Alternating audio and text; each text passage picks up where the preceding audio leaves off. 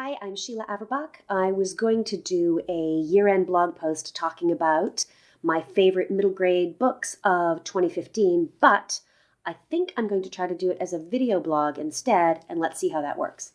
Now, you might use Goodreads. If you don't, I would really recommend it because it gives you a place to discover new books, but also to keep track of the books that you have read during the year. And I'm looking at my list of books that I have read this year, and they kind of falling into a few different categories. So the first video blog I'd like to do is about middle grade books that are, I would call kind of realistic, contemporary. They're not looking at a historical era.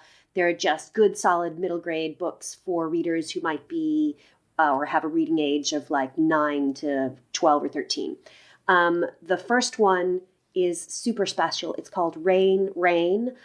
That's R-A-I-N-R-E-I-G-H-N by an author called Anne M. Martin.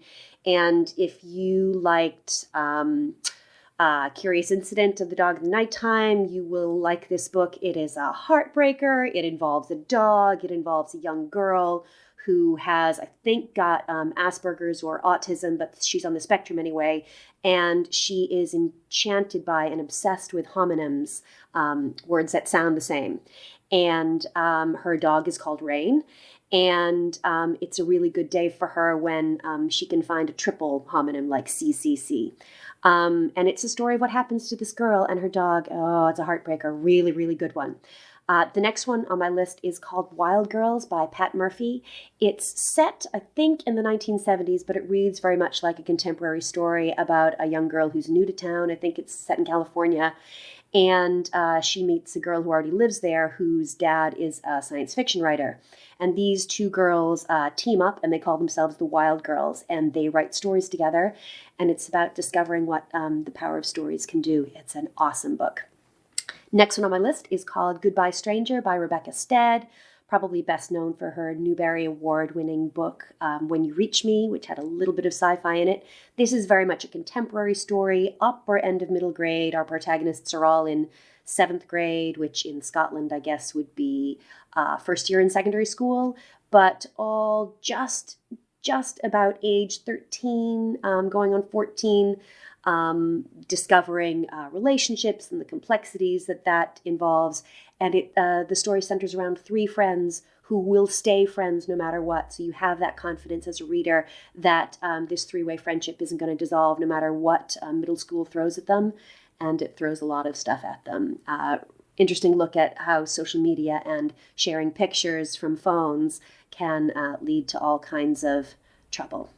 My next one is called BINNY for short by one of my favorite writers, an English writer called Hilary McKay. It's spelled McKay, M-C-K-A-Y, but pronounced McKay.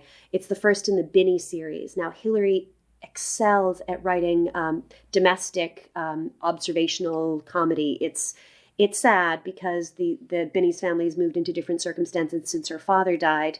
And you can feel the loss of the father in the story, but it is also so funny. One of the best written younger brothers that I've ever seen. And BINNY herself is a character, and she's strong and she's a fighter. A great book. The last in my 5 of these contemporary books is called Upside Down in the Middle of Nowhere by Julie Lamana. It's a Hurricane Katrina story told from the point of view of a 10-year-old girl from New Orleans, and how her family is swept away and blown apart by Katrina.